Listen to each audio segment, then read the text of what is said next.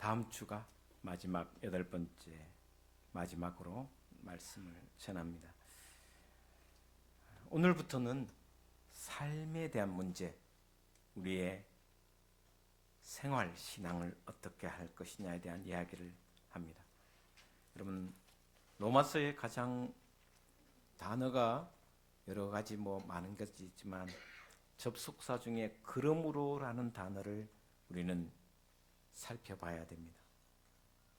특별히 5개의 그러므로라는 단어로 구원의 진리를 설명을 합니다. 하나하나 잠깐 살펴보면 로마서 3장에 보시면 로마서 3장 20절에 이렇게 말씀하고 있습니다. 같이 한번 보겠습니다. 시작. 그러므로 율법의 행위로 그의 앞에 의롭다 하심을 얻을 육체가 없나니 율법으로는 죄를 깨달음이니라. 하나님 앞에 의로운 사람이 하나도 없다라는 것입니다. 다시 말하면 모든 인간은 공중권세 잡은 사탄의 저주 아래 있다라는 것을 이야기합니다.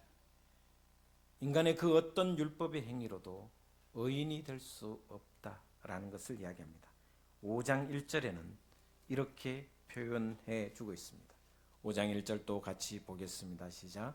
그러므로 우리가 믿음으로 의롭다 하심을 받았으니 우리 주 예수 그리스도로 말미암아 하나님과 화평을 누리자.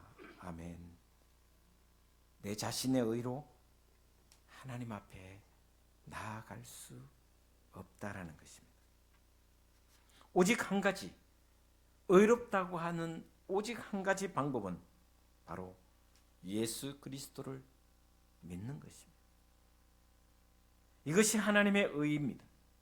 믿음으로, 하나님의 은혜로, 예수님의 십자가의 은혜로 값없이 의롭게 되었다라는 것입니다. 저주 아래 있고 율법으로 의에 이룰 수 없는 우리에게 오직 믿음으로, 은혜로, 그리고 값없이 주신 그 사랑으로 우리가 의롭게 되었다는 말씀입니다. 또 8장 1절에는 이렇게 말씀하고 있습니다. 같이 보겠습니다. 그러므로 이제 그리스도 예수 안에 있는 자에게는 결코 정죄함이 없나니. 하나님이 선언하시는 것입니다. 구원에 대한 하나님의 보증입니다.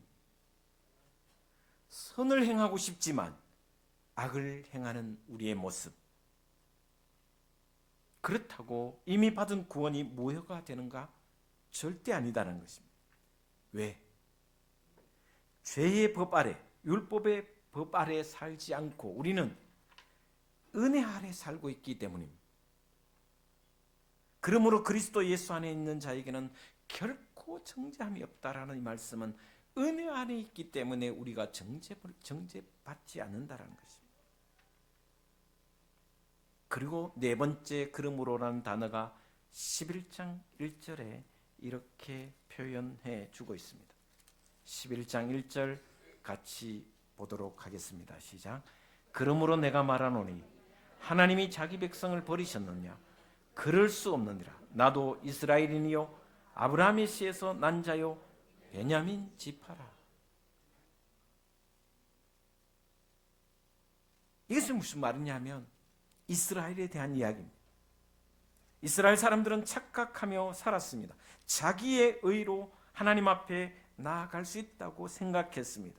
율법을 잘 지키면 하나님 앞에 나아갈 수 있다고 생각했습니다.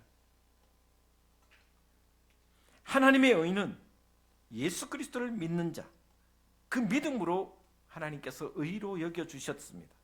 그런데 이스라엘은 이것을 거역하고 자신들의 의로, 자신들의 행위로 의롭게 된다고 생각했기에 십자가에 예수님을 죽였습니다. 예수님을 십자가에 못 박히고 난 뒤에 복음의 문이 이스라엘에게서 닫혀졌습니다.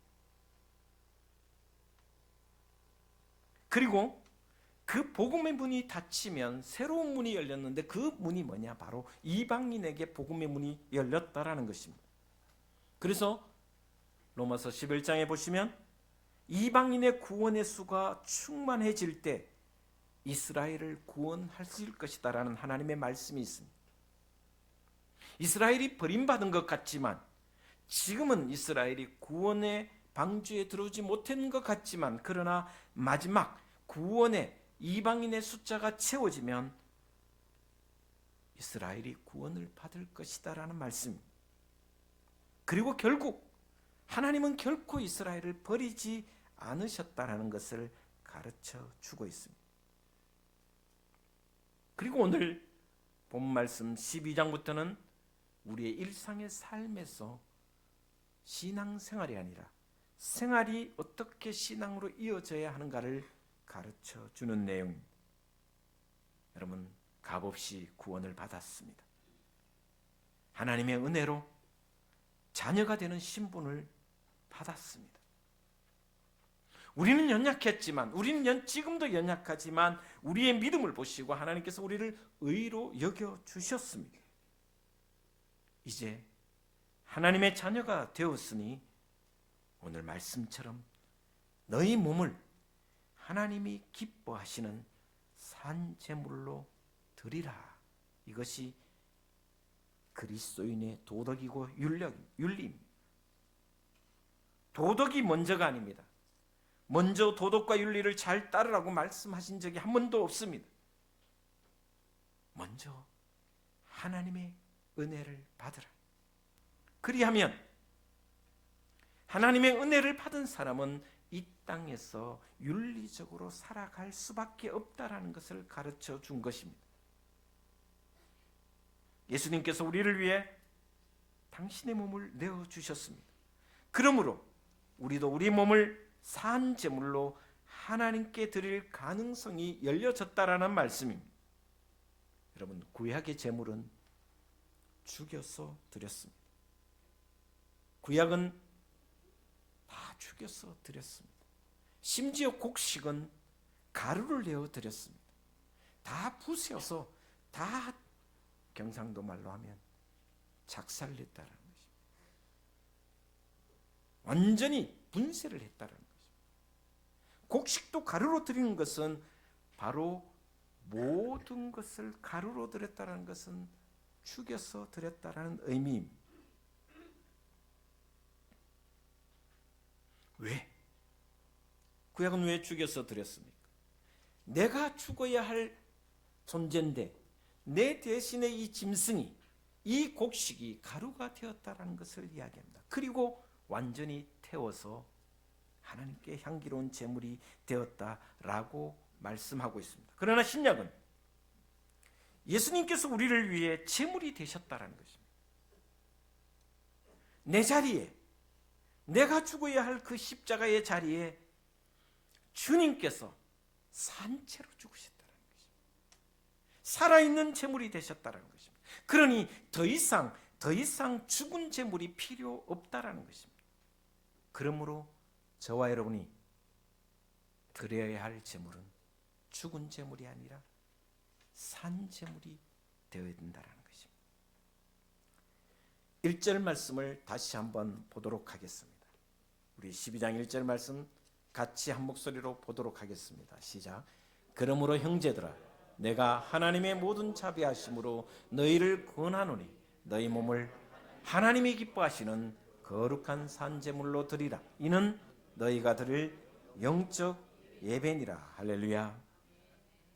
율법은 명령입니다.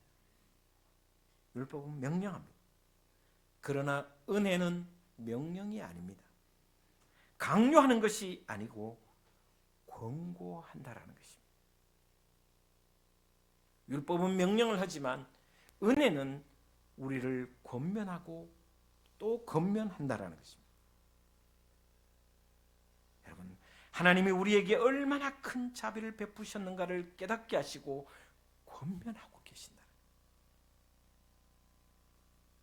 우리 몸을 산 제물로 어떻게 드릴 수 있습니까? 다시 주님처럼 십자가에 못 박혀 죽으라는 말입니까? 아닙니다. 삶을 예배로 드리라는 것입니다. 진정한 예배는 제가 수없이 강조하는 말씀 중에 하나가 이 말씀입니다. 진정한 예배는 주일에 한 번 교회에 나와서 예배드리는 것이 절대 아닙니다. 온 세상을 살아계신 하나님의 성전으로 삼고 삶의 예배를 드리는 것이 진짜 예배라는 것입니다. 이 예배를 마친 후 우리는 예배당을 나섭니다. 집으로, 직장으로, 또 공동체로 돌아갑니다. 그곳이 예배 드리는 곳이라는 것입니다. 설거지를 하든 청소를 하든 누구를 섬기든 직장에서 일을 하든 부엌에서 밥을 하든 빨래를 하든 그 어떤 일이든지 그 삶의 자리가 예배의 자리라는 것입니다. 그곳이 살아있는 제물이 되어야 된다. 그곳에서 산 제물이 되어야 된다라는 것을 이야기하고 있습니다. 이것이 그리스도인의 삶입니다. 고린도전서 15장 10절 말씀은 저는 너무나도 좋아합니다. 나의 나 된 것은 하나님의 은혜로 된 것이니 내게 주신 은혜가 헛되지 아니하여 내가 모든 사도보다 더 많이 수고하였으나 내가 한 것이 아니요 오직 나와 함께 하신 하나님의 은혜로라. 여기에 중요한 단어가 뭐냐면 나의 나 된 것은 하나님의 은혜로 되었다라고 고백하면서 그 뒤에 그 은혜가 헛되지 않기 위해서 하나님이 나에게 베풀어 주신 그 은혜가 헛되지 않기 위해서 다른 사도들보다 내가 수없이 더 노력하고 땀 흘리고 희생하고 섬기고 죽을 고비를 넘기면서 수없이 섬기고 사랑한다라는 것입니다. 그 은혜가 너무 크기에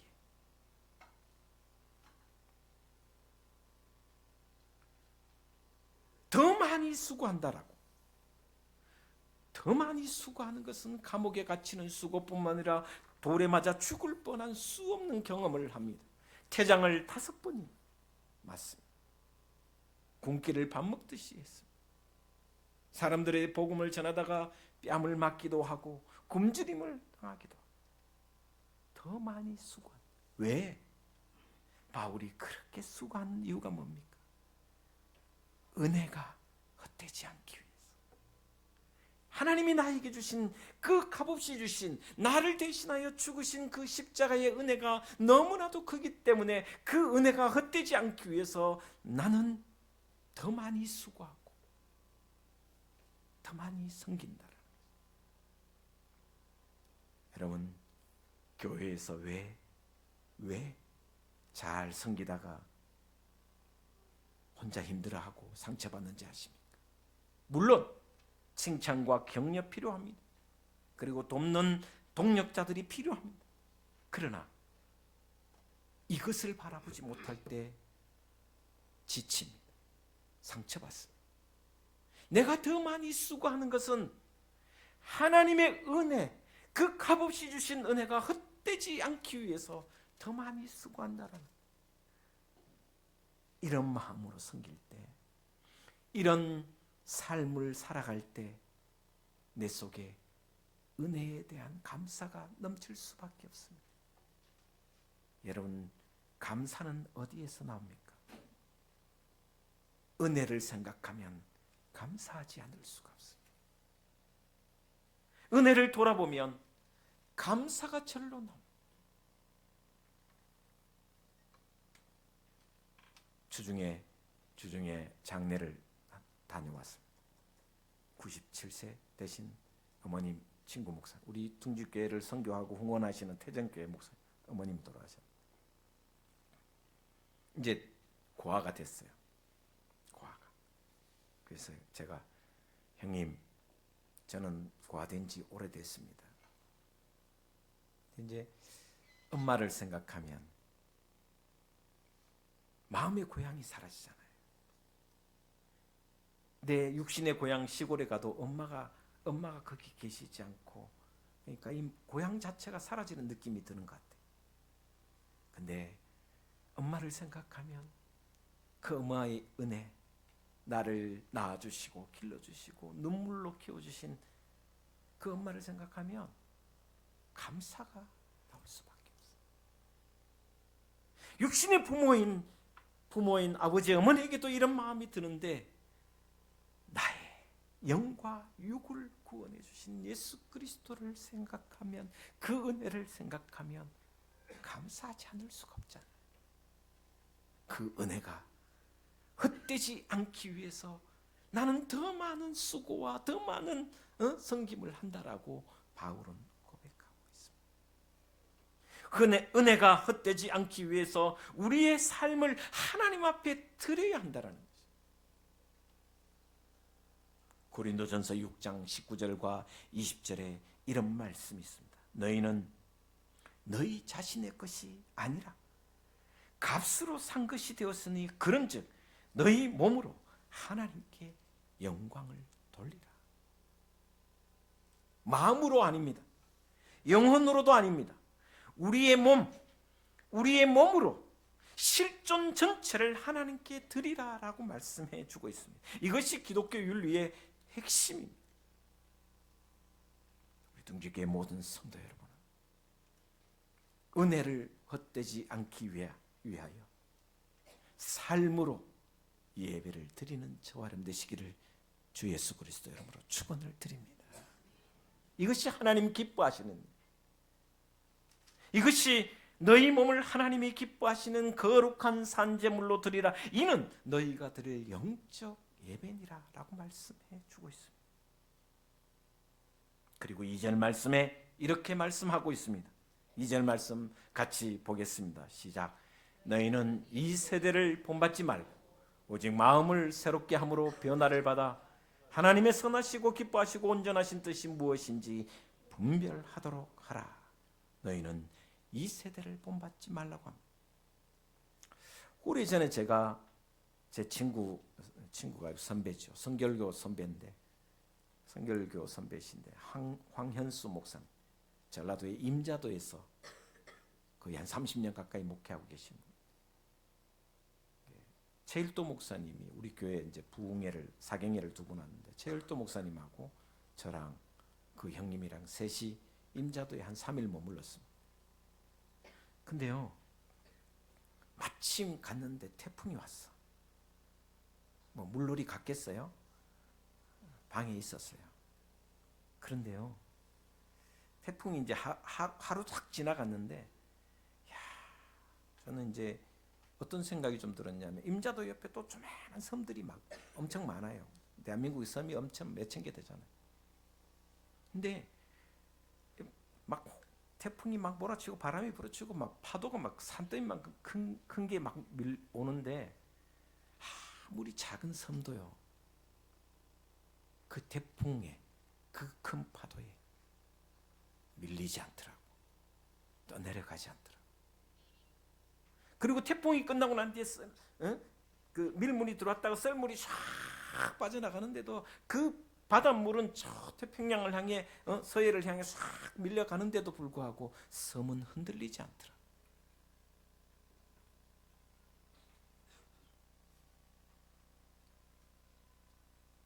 섬은 언제나 그 자리에 그대로 있었습니다. 오늘 본 말씀, 이 세대를 본받지 말라라는 단어는 헬라어로 스케마라는 단어입니다. 외형, 형식이라는 뜻입니다. 끊임없이 변하는 세상의 외형적인 모습을 따라가지 말라라는 것입니다. 파도가 밀려오고 파도가 빠져나가고 태풍이 와도 섬이 그대로 있는 것처럼 세상 유행에 맞추지 말라라는 것입니다. 세상이 우리 인생을 결정하지 않아야 된다라는 말씀이 이 세대를 본받지 말라라는 것입니다. 가끔 기독교 윤리와 기독교 도덕은 비현실적입니다. 그러나 그렇다고 진리가 아닌 것은 아닙니다. 그래서 때로는 교회가 세상과 대립하는 경우가 종종 있습니다. 교회가 세상 풍조를 따라가면 이미 생명력을 버린다는 것입니다. 지금 교회는 점점 세상 풍조에 따라가고 있습니다. 외형만 따르다가 우리 인생을 마친다면 우리는 살아있는 재물이 되지 못합니다. 세상의 사상을 따라가서는 안 됩니다. 여러분, 자본주의는 기독교 윤리가 아닙니다. 정확하게 말하면 민주주의도 기독교 윤리가 아닙니다. 공산주의는 더더욱 아닙니다. 공산주의가 유행하면 그 사상을 따라가고, 자본주의가 유행하면 자본주의가 이상인 것처럼 따라가는 거예요. 물질 만능주의가 바로 자본주의가 될 수밖에 없습니다. 여러분은 일상의 삶 속에서 어떻습니까? 여러분의 신앙을 까놓고, 죄송합니다, 좀 속어 쓰겠습니다, 까놓고 살아갑니까? 나 둥지교회 장로요, 나 둥지교회 목사요, 집사요, 하나님을 믿는 예수쟁이요, 성도요, 이야기 해놓고 살아갑니까? 정말 예수 믿으면 다 드러내놓고 살아야 된다고 저는 생각합니다. 교회 오면 성도의 옷을 입고, 직장 가면 전혀 다른 옷을 입고 산다면 너희 몸을 산제물로 드리라는 말씀과는 상관이 없어지지 않겠느냐는 말씀입니다. 정말 한 해를 마무리하며 대림절 네 번째를 지금 지나는 이 시기에 다시 한번 나를 점검했으면 좋겠습니다. 구원의 길 위에 삶으로 예배드리는 모습이, 나는 얼마만큼 그리스도가 나의 주인이라는 것을 고백하며 사람들에게 보여주고 살아가는지, 일주일 내내 숨기다가 주일날 와서 예수쟁이로 사는 것은 아닌지. 2절 다시 보면 이렇게 말씀하십니다. 제가 2절 말씀 이렇게 이야기합니다. 오직 마음을 새롭게 하여 변화를 받아 하나님의 뜻을 분별하라. 모르케라는 헬라어, 본질적으로 불변하는 것입니다. 제가 지금 가운을 입고 있습니다. 예배 드리면 가운을 입습니다. 예배 후에는 제가 다시 양복을 입습니다. 집에 가면 체육복이나 또 편한 평상복을 입습니다. 제 몸은 그대로지만 형식은 상황에 따라 바뀝니다. 외형이 아무리 바뀌어도 마음의 모르케가 바뀌지 않는다면 하나님이 기뻐하시는 산 제물이 되지 않겠습니까? 우리의 내적인 인격이 변화되어야 하나님이 기뻐하시는 산 제물이 됩니다. 이것이 바로 영적인 예배입니다. 마음의 모양을 바꾸어 하나님의 뜻이 무엇인지 분별하라고 말씀해 주고 있습니다. 그 말씀이 구체적으로 나오는 것이 3절 이하에서 끝까지 말씀입니다. 3절부터 끝까지 한번 여러분 말씀을 봉독했으면 좋겠습니다. 여러분, 이 말씀을 읽으면서 내 삶의 신앙생활이 아니라 생활 예배가 되면 좋겠다라는 심정으로 3절부터 21절까지 같이 한번 보도록 하겠으면 좋겠습니다. 3절 말씀부터 21절까지 같이 보겠습니다. 시작. 내게 주신 은혜로 말미암아 너희 각 사람에게 말하노니 마땅히 생각할 그 이상의 생각을 품지 말고 오직 하나님께서 각 사람에게 나누어 주신 믿음의 분량대로 지혜롭게 생각하라. 우리가 한 몸에 많은 지체를 가졌으나 모든 지체가 같은 기능을 가진 것이 아니니 이와 같이 우리 많은 사람이 그리스도 안에서 한 몸이 되어 서로 지체가 되었느니라. 우리에게 주신 은혜대로 받은 은사가 각각 다르니 혹 예언이면 믿음의 분수대로, 혹 섬기는 일이면 섬기는 일로, 혹 가르치는 자면 가르치는 일로, 혹 위로하는 자면 위로하는 일로, 구제하는 자는 성실함으로, 다스리는 자는 부지런함으로, 긍휼을 베푸는 자는 즐거움으로 할 것이니라. 사랑에는 거짓이 없나니 악을 미워하고 선에 속하라. 형제를 사랑하여 서로 우애하고 존경하기를 서로 먼저 하며 부지런하여 게으르지 말고 열심을 품고 주를 섬기라.